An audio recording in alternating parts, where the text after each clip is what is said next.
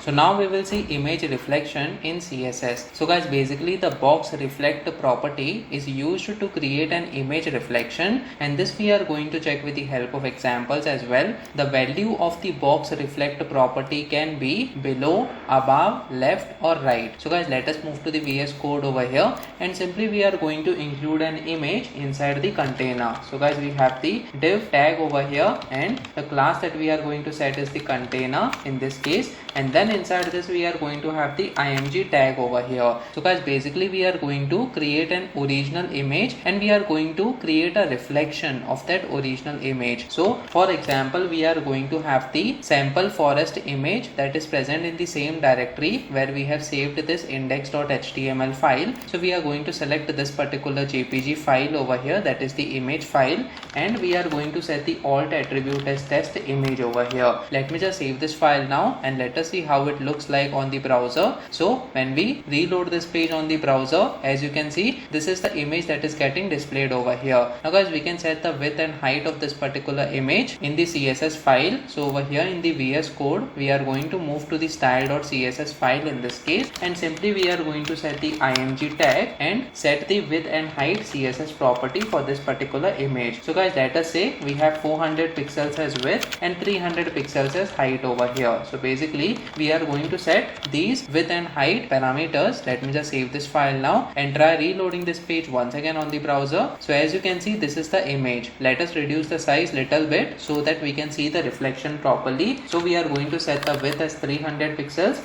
and height as 200 pixels over here. So as you can see, this is the image that is getting displayed, which is the original image in this case. Now guys, we want the image reflection to be displayed on the right of this image. So what we can do is simply we can use the box reflect CSS property. So let us move to the style.css file over here, and we are going to set the box reflect CSS property in this case. So guys, basically this is the CSS property that we are going to use, and we can set any of the 4 values. As you can see, we have above, below, left and right. Guys, it is very important to note that some of the browser versions does not support this box reflect CSS property. So you need to test on different versions of the browser if you are implementing this box reflect CSS property on production environment. So let us say we want the reflection to be present on the right hand side. So we select this right value over here. Let me just save this file now and try reloading this page once again on the browser. You can see that this is the original image and the right hand side of the image is somewhere over here. But when we reload this page, as you can see, this is the reflection that is occurring of the original image now. So guys, this is the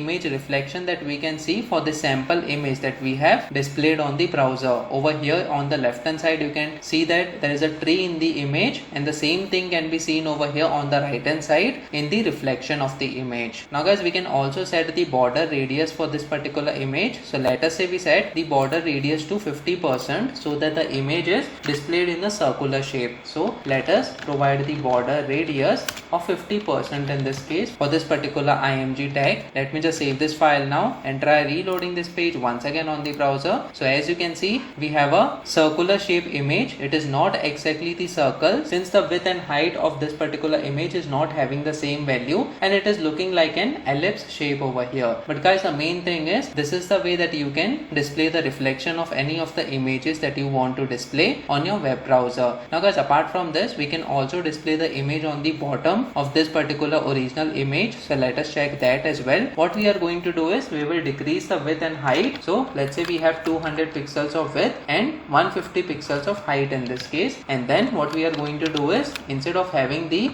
box reflect as right, we are going to say below as the value over here. Let me just save this file now and try reloading this page once again on the browser. So as you can see, we have this original image on the top, and then at the bottom we have the reflection of this image. Now guys, similarly you can also set the reflection to be displayed on the left and above the original image. So I'll leave this up to you as a homework for you so that you can practice on your own. In order to check the image reflection on the left, you need to get the image at the center or at the right of the screen. So how you can do that? basically the display property of the image is set as inline by default. So you can set it as block element, and then simply you can provide the margin equal to auto property over here, and then simply you can set the value of margin CSS property as auto. So guys, this will help us in order to display the image at the center of the screen. Let me just save this file now and try reloading this page once again on the browser. So as you can see, the image is now getting displayed at the center of the screen, and in order to get this image reflection on the left of the original image, what we can do is simply instead of below, we can set the value as left. Let me just save this file now and try reloading this page. So as you can see, this is the image reflection that is appearing on the left. So guys, similarly you can set the value of above as the image reflect CSS property, as the box reflect CSS property. So guys, comment in the comment section below whether you have learned something out of this video. Please make sure that you like this video so that it reaches to more people,